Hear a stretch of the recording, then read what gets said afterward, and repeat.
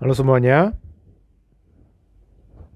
selama saya hidup bersama dengan anak-anak muda saat ini, saya tidak tahu apakah saya sudah tua begini. Udah lama waktunya berlalu, tapi selama kami mengatakan acara AWF World Camp dan saya mau menyampaikan pesan ini pun sangat berbahagia kepada kami. Banyak hal yang kita sudah belajar, tapi masih ada banyak yang kita kurang tahu kan? Dan di antara semua segalanya, jika kita memahami tentang aliran hati, pasti kita akan hidup jauh lebih berbahagia dari sebelumnya. Tapi banyak sekali orang tidak tahu tentang hati orang, dunia hati. Sebab itu mereka banyak ada dalam kesulitan walaupun tidak perlu mereka bercerai dan mereka tidak perlu tinggal bersama dengan orang tua, ibu tiri atau ayah tiri begitu.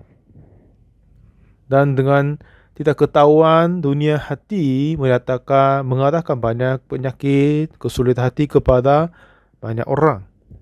Dan misalnya pada saat orang-orang Amerika membangun Empire State Building itu berlantai 102, itu gedung tertinggi di dunia saat itu. Waktu itu memang ya pertukarannya tidak baik, mesin-mesin tidak baik, tetapi mereka habis selesai bangunan dalam 13 bulan itu tidak dapat dipercayai gitu kan. Satu ketika kami membangun gereja ini, ya saya melihat ibu tuh 2 tahun untuk membangun 2 lantai. Tapi 100 lantai ini sudah dibangun dalam 13 bulan. Bagaimana hal ini mungkin terjadi? Lalu saya mencari internet kapan mereka membangun Empire State Building dan foto-fotonya. Mereka istirahat di atas puncak gunung itu. Ada banyak yang berpikir, waduh, ada orang yang jatuh, atau banyak orang berpikir ini mungkin sempat hancur. Sebab itu banyak orang tidak mau masuk ke sana. Tapi satu ketika ada pesawat tabrak di gedung itu, tapi gedung itu tetap aman, tapi pesawat hancur semua. Dengan ini mereka membuktikan bahwa gedung itu adalah aman dan kuat sekali. Dan dalam beberapa singkat waktu itu, setelah orang-orang Amerika datang dari Eropa, dalam singkat waktu mereka berkembang cepat sekali dan membangun bangunan dan jalan. Perkembangan mereka cepat luar biasa. Waktu itu ada seorang menulis buku. Ada isi buku adalah seperti begini. Jika anak-anak kecil, bayi menangis, kasih susu kepadanya. Ini apa kontennya, isinya begitu. Karena jika anak kecil dan bayi dia haus dan lapar, dia menangis. Kalau begitu, ya dia butuh dikasih makan susu, jadi kasih susu dia. Ini apa kontennya buku itu.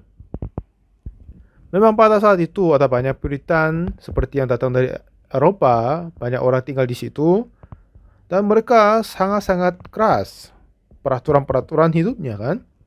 Jadi jika walaupun bayinya menangis, mereka tidak langsung kasih makan susu, minum susu, tidak. Walaupun mereka lapar, harus menentukan waktunya biar mereka dapat dikasih susu pas waktunya. Walaupun ini kelihatannya agak tajam atau agak dingin perasaannya, jika anaknya menangis, tidak kasih makanan langsung. Jadi ini setelah buku ini terjual 4,5 juta kepada banyak orang. Dan hampir semua ibu-ibu di Amerika, mereka mengendalikan diri dengan kerohanian, tapi akhirnya mereka belajar dari dokter yang penulis itu dan mengikutinya. Jadi setiap kali anaknya menangis, mereka selalu kasih susu kepadanya. Jadi ini gampang caranya kan. Anaknya menjadi merasa aman dan ibu pun tidak perlu dengar suara tangis. Tapi masih ada banyak yang melawan isi konten buku itu. Oh, itu tidak baik. kami anak-anak dari Amerika, mereka harus belajar mengendalikan diri. Tetapi setelah itu, beberapa generasi ke depan berikutnya, mereka tidak mempunyai hati untuk mengendalikan diri. Taraf pengendalian menjadi berkurang. Jadi banyak yang terracun bermain game sama narkoba, banyak berkembang. Dan saya pernah dengar yang penulis juga akhir-akhirnya dia menyesal karena dia menulis buku itu. Pada saat kita belajar sesuatu, jika kita belajar pada anak kecil, itu semuanya menjadi mudah sekali kepadanya. Dengan misalnya untuk belajar bahasa. Jika dia belajar sebelum berusia 10 tahun, pasti dia cepat belajar. Tapi dia mulai belajar 23 tahun lamanya, itu menjadi sulit sekali kepadanya. Sebab itu, kita hanya kepada kasus belajar bahasa asing, tapi untuk semuanya. Jika untuk anak-anak kecil, dia dapat diajarin bagaimana dia mengendalikan diri. Pada saat dia menjadi dewasa, dia pun mempunyai daya pengendalian dan khususnya kepada judian atau permainan atau narkoba, banyak rasio mereka tidak akan terjatuh kepadanya. Jadi semuanya, sering saya mengajar kuliah untuk pola berfikir kepada banyak negara dan juga banyak sekali melihat anak-anak muda tidak bisa mengendalikan diri, sebab itu mereka membuat banyak permasalahan dan berada di dalam kesulitan. Tahun 95, saya pergi ke Los Angeles, Amerika. Ada seorang jemaat dari gerejanya, dia mengunjungi kepadaku. Lalu, dia berkata bahwa setelah dia imigran ke Amerika dan menikah di situ dan dapat anak sana. Tetapi sebentar lagi dia mencerai sama suaminya. Dan ibu ini bekerja banyak, belajar banyak, akhirnya dia menjadi akuntansi. Lalu dia menghitung pajak dari beberapa restoran dan ini menjadi cara hidup dia. Memang, ya dibandingkan yang lain-lain, hasilnya cukup baik. Jadi dia bisa dapat mobil yang baik dan kehidupan pun menjadi cukup baik. Tapi dia mendapat satu anak laki-laki dan dia menjaga dia dengan sesungguh hatinya. Dan memang dia tidak pernah dapat anak sebelumnya dan masih kurang tahu bagaimana dia membesarkan anak dengan baik-baik. Jadi hanya selalu dia membeli sesuatu yang terbaik kepadanya. Jika beli apel pun beli apel yang terbaik dan baju pun terbaik. Tapi ini kiranya ini ada cara terbaik untuk menjaga anaknya. Tapi sayang sekali setelah anak ini berusia 15 tahun ke atas, dia memulai pakai narkoba. Satu ketika dia memeriksa tas anaknya, dia menemukan pistol di dalam tasnya. Jadi ibu terasa takut sekali. Itu dia karena apa? Bukan dia sendiri hanya membawa pistol, tapi teman-temannya juga itu kan. Terkadang dia berpikir jika anaknya tidak pulang karena ditembak dan mati, dia sulit pada saat dia berpikirnya. Lalu dia berkata kepada anaknya, "Ya anakku, bagaimana? Apakah kamu berhenti kehidupan yang jahat itu? Kamu adalah semua kepadaku. Aku pun mau membunuh diri banyak kali, tetapi oleh kamu saya tidak bisa membunuh diri. Tapi apa kamu tidak bisa hidup seperti ini?" Lalu anak ini berkata, "Ibu, jangan berkata begitu. Aku pun tidak mau hidup. Saya pun mau membunuh diri 10 kali per hari, tapi itu tidak akan terjadi seperti yang keinginanku. Kenapa ibu pun menyakiti aku? Lebih baik saya mati sekarang." Mulai hari itu, anak ini tidak sama sekali obrol sama istrinya. Waktu itu saya datang Amerika, ibu ini mengunjungi kepada saya 3 kali. Waduh, bagaimana saya dapat menjaga dan membantu anak ini nggak tahu. Lalu pada saat ketiga kali ibunya datang, saya saran kepadanya, "Apakah saya boleh membawa anakmu ke Korea? Kalau begitu mungkin saya bisa bantu." "Oh iya, bagus, tolong bawa dia," kata dia. Lalu saya membawa anaknya ke Korea. Dia memang cukup tinggi dan tampan juga. tetapi hatinya sudah terhancur semuanya. Memang ini semua menjadi tantangan yang besar kepadaku. Karena saya sudah berjanji kepada ibunya, aku akan membantu anaknya. Memang ini susah sekali untuk dia, hampir mustahil dia dapat narkoba di Korea. Tapi cara pakaian dia pun tidak sopan, tidak baik. Tapi saya tidak sama sekali berkata jangan pakai begitu. Tetapi pada saat saya punya waktu, sekali sehari saya menjelaskan tentang bentuk hati manusia. Setelah itu di dalam Alkitab saya menjelaskan bagaimana orang mengendalikan hatinya dari Alkitab. Setelah 3 bulan kemudian, anak ini menjadi berubah banyak sekali. Satu ketika, ayahnya telepon kepadaku, katanya, Pak Pendeta, boleh saya bertemu dengan anakku? Lalu saya tanya kepada anak itu, ya ayahmu berkata mau kunjung dan mau ketemu kamu, boleh enggak kamu bisa ketemu dia?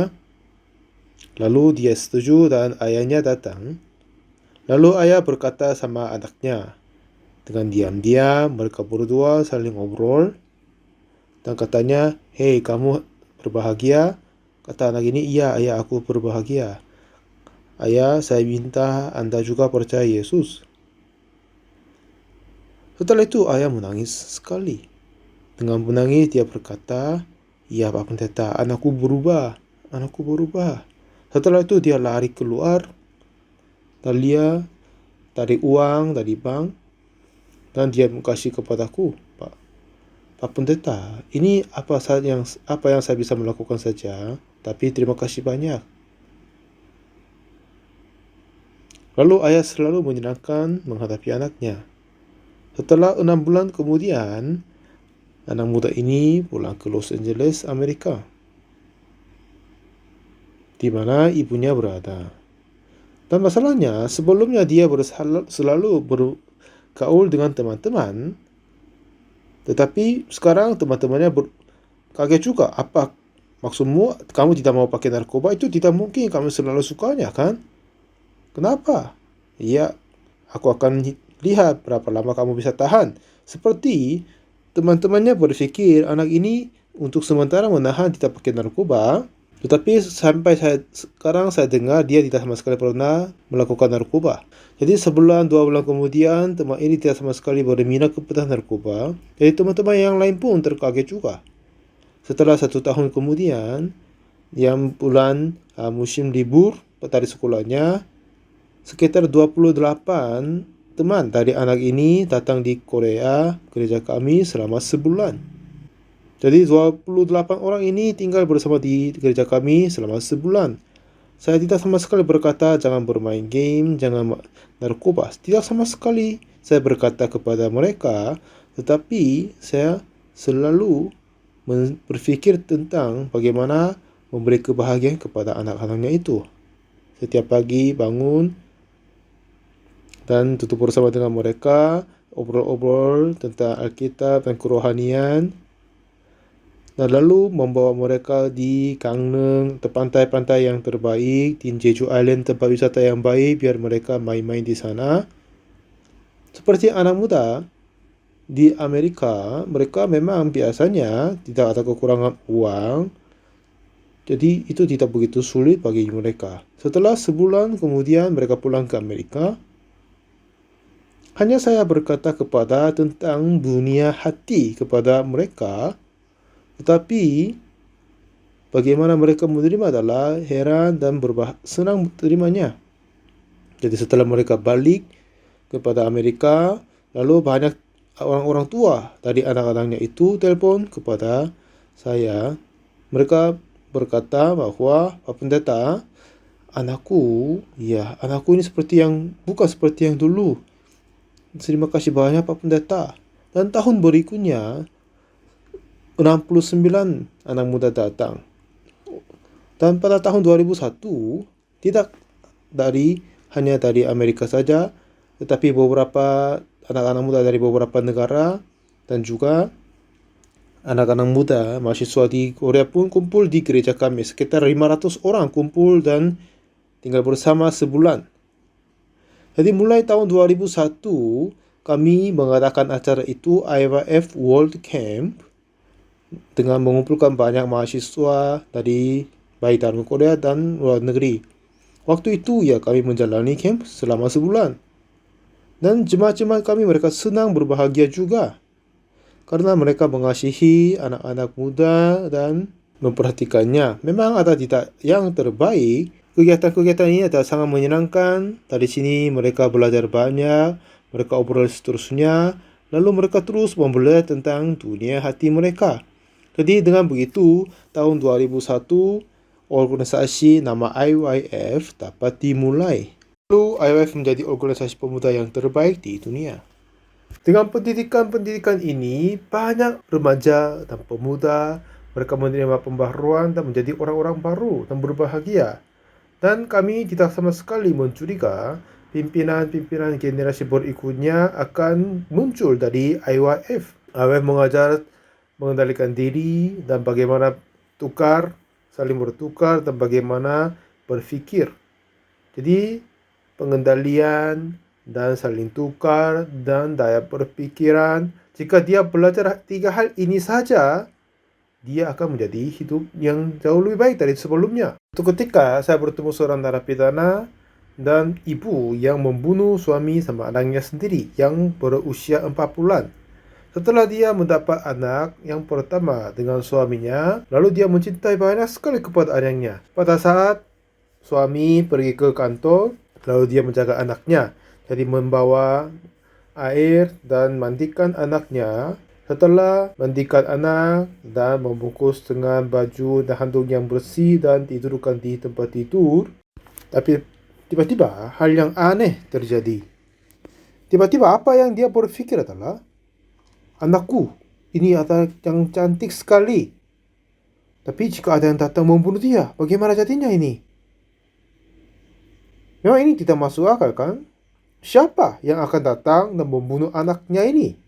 Tidak sama sekali akan terjadi. Tetapi satu pikiran ini masuk ke dalam hatinya, pikirannya. Lalu dia merasa takut. Dan dia mengunci semua pintu-pintunya. Lalu dia telepon ke kantor satpam. Ayo pak, ada yang datang mengunjungi ke tempatku? Oh, tidak ada orang. Jangan ada yang izinkan ke sini kan? Oke? Nah, seperti begini, dia terus berpikir apa ada yang datang untuk membunuh anaknya. Dan lalu dia telepon ke suaminya. Sayang, aku takut sekali, coba pulang cepat. Lalu suami berkata, ini kita tinggal udah lama, ada apa yang kita takut? Enggak apa-apa. Sebab Anda bersalin anak menjadi agak lemah, sebabnya begitu. Tapi jangan takut, enggak apa-apa. Seperti suami berkata, ini tidak menjadi apa-apa. Tapi istri ini terus berpikir ada yang mungkin datang membunuh anaknya. Terus berpikirnya. Tetapi siapa yang datang membunuh anaknya? Tidak mungkin jadi kan? Tetapi sebab ini tentang kehidupan anaknya, jadi dia tidak bisa mengabaikannya itu. Bagaimanapun dia berusaha membuang pikirannya, tidak bisa jadi. Terus berbulan-bulan dia berusaha hati tentangnya. Sampai sekarang ini juga ada banyak orang berada di dalam kesulitan karena seperti yang pikir ini. Setelah saya menjadi pendeta, bertemu banyak hati orang, dan lalu saya menjelaskan kepada mereka baik-baik.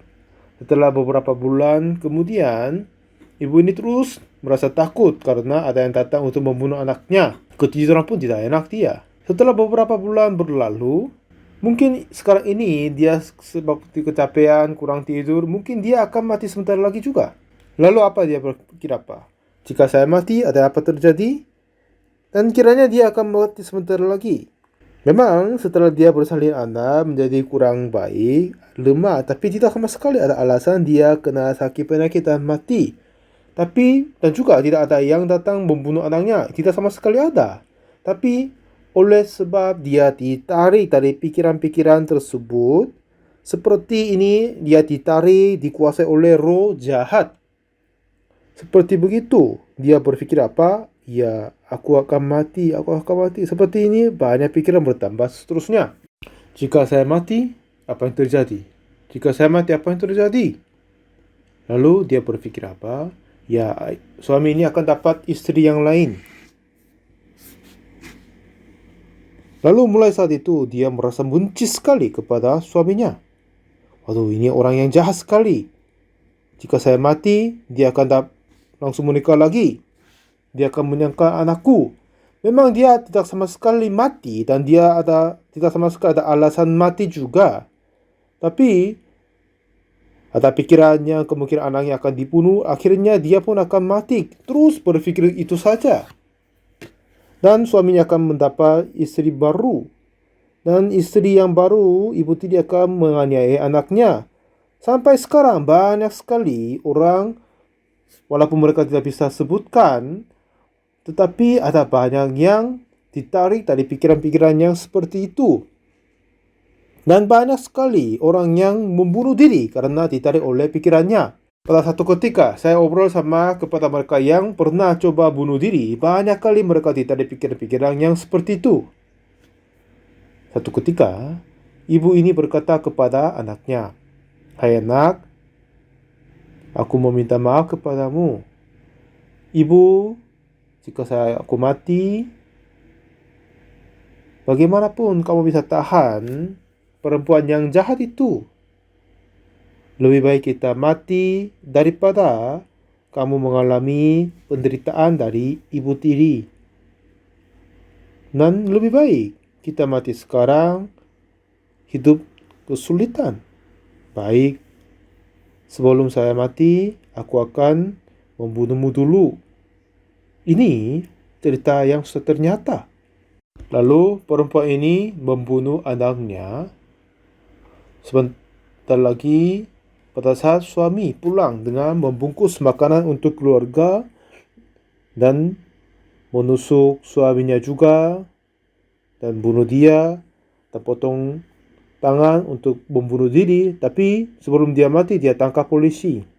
Lalu selama 20 tahun lamanya dia dipenjarahi. Dan pada saat dia keluar, saya ketemu dia dan obrol tentang hatinya. "Ibu, jangan mengikut semua pikiran-pikiran ada di dalam hatimu. Kadang ada banyak pikiran yang terjadi di dalam pikiranmu, tapi banyak kali Alkitab berkata roh jahat yang menguasai di dalam hati manusia." Jadi hampir semua orang yang mencoba bunuh diri, banyak kasusnya mereka ditarik oleh roh-roh yang jahat. Dan pada saat itu, jika kita tidak hanya ditarik oleh roh jahat, tapi jika kita ceritakan hati ini kepada suaminya atau temannya, keluarganya, "Oh, jangan khawatir, itu tidak akan mungkin jadi. Jangan khawatir. Siapa yang akan membunuh anakku? Siapa akan membunuh kamu? Tidak akan mungkin jadi. Jangan percaya begitu. Jika begitu, sulit kamu akan dipenjarai." Ya, jika suaminya tahu itu, akan jelaskan dan membantu istrinya. Tapi istri tidak sama sekali omong kepada apa-apa. Jadi dia membunuh suaminya sama anaknya, jadi dipenjarahi. Jadi semua pikiran-pikiran yang ada di dalam hati kita, tidak semuanya asal dari kita diri sendiri, tetapi ada banyak yang diisi oleh roh yang jahat. Saya pernah bertemu banyak orang yang sudah pernah mencoba bunuh diri dan sudah pernah banyak kali mencegah mereka bunuh diri. Dan mereka hampir semuanya berkata mereka dipimpin oleh roh-roh yang jahat. Sampai sekarang banyak orang suka berkata apa? "Ya, teman ini bunuh diri walaupun tidak ada alasannya. Dia tidak sama sekali ada kekhawatiran, tidak ada masalah, tapi dia bunuh diri. Nggak bisa ngerti dia." Banyak kali kasusnya ini terjadi sebab dia ditarik oleh roh yang jahat. Jadi saudara, jika kita hidup di dalam kehidupan ini, kita harus belajar tentang dunia hati. Aku adalah seorang pendeta dan juga aku menemukan aliran hati di dalam Alkitab. Dan sudah ada banyak sekali orang dapat dibebaskan dari pimpinan roh yang jahat, dan saya membantu banyak orang dapat bebas daripada pikiran-pikiran yang jahat, dan kepada mereka yang mempunyai hati yang tidak baik dan menuntun mereka menerima hati yang baik dan baik baru. Jadi 3 pendidikan yang selalu mengatakan di IYF. Yang pertama adalah daya pikiran, yang seperti jika dia menghadapi permasalahan, tidak hanya langsung menghadapinya, tapi jika dia berpikir mendalam, pasti akan dia menemukan hasil yang lebih baik dari dulu. Sebab itu, kita pasti butuh daya berpikir. Dan kedua, kita harus mengendalikan diri dan pikirannya. Jangan mengikut semua pikiran-pikiran ada di dalam isi hatimu. Dan dengan begini kita mengajar tentang hati dunia, seperti yang daya berpikir dan daya pengendalian dan daya saling bertukar. Dengan ini orang dapat hidup dengan lebih berbahagia dari sebelumnya. Dan jika kita membelajar sedikit tentang hati dunia dan mereka masuk ke dalam IYF dapat hidup dengan terang, kehidupan pernikahan pun menjadi terang dan berbahagia dan hidup sangat diberkati. Jadi dengan acara World Camp kali ini, kalian semoga belajar tentang hati dunia dan semoga kalian dapat hidup dengan sangat berbahagia. Tahun ini pun banyak pemerintah-pemerintah dari luar negeri meminta kepadaku untuk mengadakan Mind Education. Baik Kenya dan beberapa negara di Afrika, kami sedang mempersiapkan untuk pendidikan kepada pegawai negeri. Sudah ini dijadwalkan tahun yang lalu, tapi ditunda sampai sekarang sebab COVID. Tapi kepada mereka semua yang menerima pendidikan dari pendidikan Mind Education dari IYF, mereka semua terbuka hatinya mengendalikan diri lalu menjadi orang yang hebat di depan. Jadi dengan acara IYF ini, semoga kalian semua diberkati oleh Tuhan dan menjadi berbahagia. Dan sering saya ke luar negeri dan mengadakan Mind Education ini, saya selalu berkata, saya belajar ini dari Alkitab. Semua yang penghadir acara World Camp tahun ini juga, semoga Anda belajar tentang Mind Education dengan baik-baik dan tolong kenalkan, mengajar tentang kamu belajar dari ini kepada keluarga, adik, saudara, biar kita semua hidup dalam terang dan kebahagiaan. Malam ini kita selesai sampai demikian. Saya berharap acara ini menjadi diberkati. Semoga Tuhan memberkati kita semua. Dan saya akan terus lanjut memberikan kuliah Mind Education. Semoga ini akan menjadi kebahagiaan kepada kamu dan keluargamu. Terima kasih banyak semua. Sampai bertemu.